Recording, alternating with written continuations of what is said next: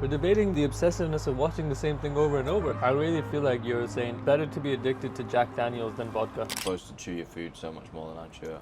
Surely cavemen wouldn't have chewed their food much though, because they've been so hungry.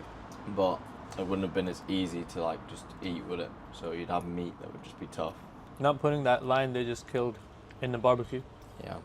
So they'd have like much stronger jaws and just be munching through it. And their guts are probably much better because they're not eating processed garbage, so their microbiome is going to be better fortified. What does processed food do to it? Do you know? So I know that sugar is the worst one because it causes an imbalance in the right kinds of microbiome because it causes an overgrowth in your gut of all the bad microbiome, which then means you can't digest food properly. The other one is processed food has very little actual like fiber and micronutrients to support the microbiome. It's usually just like carbs, sugar, and fat to taste good, which means no real micronutrient value, which the microbiome needs. I know that foods that are higher in fibre travel further along your gut, feeding different microbiome that's further down, which can be beneficial. It's so interesting, isn't it? I should watch the documentary on it on Netflix. What do you think 3 dairy milk bars a day does to the microbiome? It's got to be inflammatory for the gut. My stomach hurts not because of the bereavement, I've just had too much chocolate. What's the best thing you've seen on Netflix this year? I usually watch the same shit on Netflix. But I watch like a sitcom. He watches a murder mystery. You're kind of picking at straws here. Picking at straws. Like, why the fuck does it Not matter? at all. You're like, it's completely different, guys. It's completely different because the best part of a murder mystery is that it's a mystery. The suspense. He knows exactly who's done it and how it was We're done. not debating which show is better. We're debating the obsessiveness of watching the same thing over and over. Yes, but it makes more sense to watch something that's mildly amusing and light-hearted and kind of funny, because you can still find the same things funny if you watch them over and over again. I really feel like you're saying it's better to be addicted to Jack Daniels than vodka. No, because if Jack Daniels changed every time and vodka, this is just not a fair comparison at all.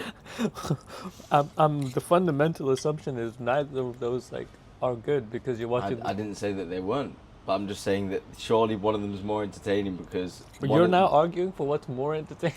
The pinnacle of murder mystery is finding out who did it. My dad sits there, watches the same murder mystery series for the last 15 years, right? There's about 8 episodes of this murder mystery, and he must have seen every one. To be fair, there was a show back in the day called Monk, and it was a detective show, similar to Murder Mystery. I've seen that series like 3 times, the whole series. So I get the appeal. You're no longer watching it for the suspense. Do you know the comparison between what you're saying? Like you've seen it 3 times, you've seen it probably about 100 times.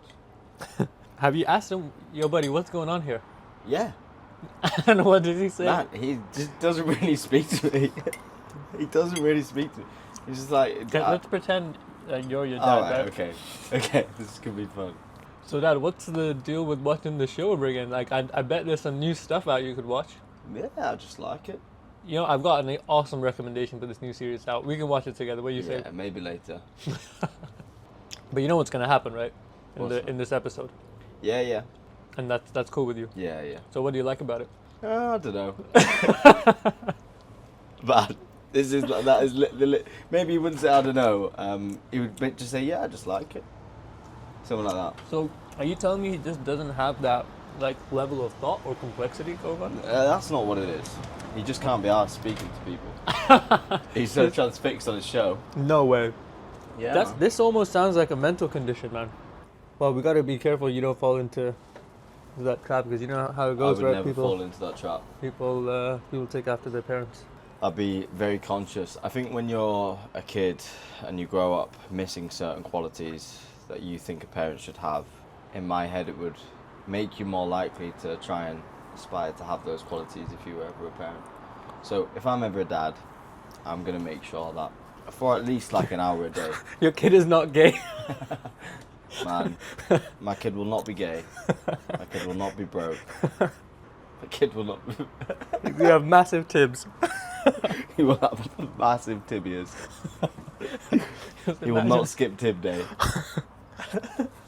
Just one more rep. Baby. He's just like, Dad, I can't. Trading the tips. But that is a point I can relate to. I've almost like overcorrected for the qualities of my parents that I just like. Yeah. It must be quite a common thing, but it's not a conversation I've had very often. It's the opposite for most people. Do you think they follow in their parents' footsteps? 100%, man. Like the vast majority of people I know on a personal level, whose parents I know, I'm like, yeah, I can see where you get all of this from. Are there any qualities of your parents that you think that you picked up on which you wish you hadn't?